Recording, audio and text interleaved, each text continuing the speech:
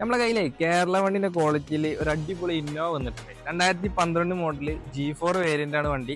നിലവിൽ 1,50,000 കിലോമീറ്റർ ആണ് ഓടിയിട്ടുള്ളത്. വണ്ടിന്റെ മെക്കാനിക്കൽ സൈഡ് നോക്കുകയാണെങ്കിൽ എല്ലാം ഓക്കെയാണ്.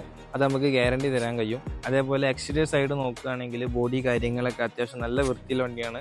ആദ്യം പറഞ്ഞ പോലെ കേരള വണ്ടിന്റെ ക്വാളിറ്റിയിൽ നമുക്കൊരു വണ്ടിന്റെ ഇന്റീരിയർ സൈഡ് നോക്കുകയാണെങ്കിലും വണ്ടി നമ്മുടെ കേരള വണ്ടി എങ്ങനെയാണോ അതേപോലെ തന്നെ മെയിൻറ്റെയിൻ ചെയ്തൊരു വണ്ടിയാണ് ഈ വണ്ടി.